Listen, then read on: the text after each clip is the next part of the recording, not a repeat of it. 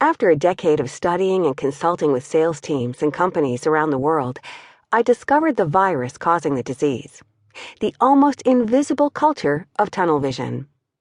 I call it invisible because most companies never realize that they are suffering from tunnel vision. And I call it a culture because tunnel vision is more than processes, tactics, or strategies. It's the fundamental way that the team or the company defines sales. The three categories of tunnel vision. Most of us are familiar with the concept tunnel vision. We might call it a one-track mind, having blinders on, a fixation, myopia, constricted vision, or narrow-mindedness. Pick your poison. These phrases are all accurate descriptions of what tunnel vision is inside a sales organization, and it's much more prevalent than you might think. Tunnel vision is created when you have a myopic view of what your role as a seller is and focus all your time and attention on only one component of the sales process at the expense of all others. Working with troubled sales teams and organizations, I have consistently found that the core root of the problem was tunnel vision manifesting itself in one of three ways. Tunnel vision created by too much prospecting. Tunnel vision created by the always be closing rallying cry. Tunnel vision created by farming. Let's look at each of these in closer detail. Too much prospecting. A pile of leads, but meager sales. After hiring me to help turn around its disappointing sales figures, an online warehousing engine for e-retailers admitted that it was too busy to follow up with leads except for one email and one phone call over 30 days. The team was exceptional at sending "thank you for contacting us" emails within 24 hours, but follow-ups stopped there. Their closing ratio was 2% and included only those leads that respond back with, "Please sign me up." The sales team consistently received 500 new leads per month and had 20,000 leads in their database, all unqualified, never nurtured. Companies that focus only on prospecting and attracting leads lack the assertiveness to ask for the sale. They have a pipeline of potential friends, but few customers.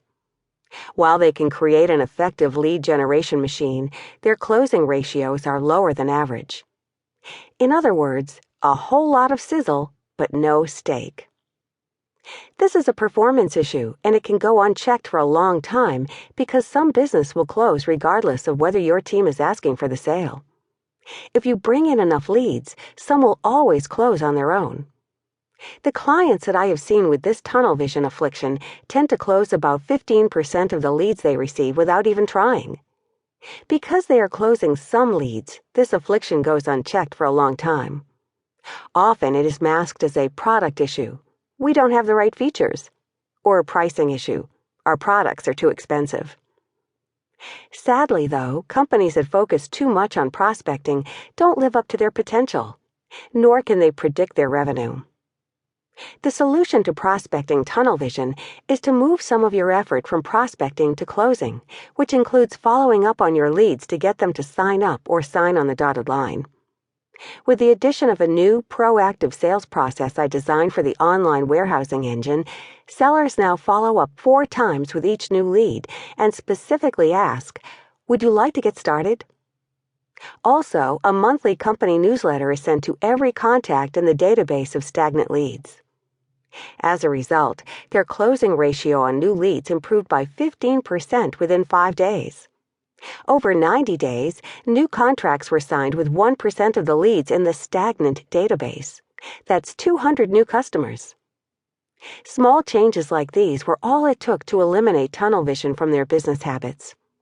The company is thriving with $500,000 more annual recurring revenue, no increase in headcount, and they have implemented a more predictable measurement of future revenue for the company. Too much closing. Quick wins and reactive sales will leave you dry. In David Mamet's play, Glengarry Glen Ross, which was later adapted for film, Blake is an aggressive motivator who demands that his audience of salesmen adopt his ABC, or always be closing mindset, or else. The scene is memorable, but it's worth noting that as the plot develops, the story eventually becomes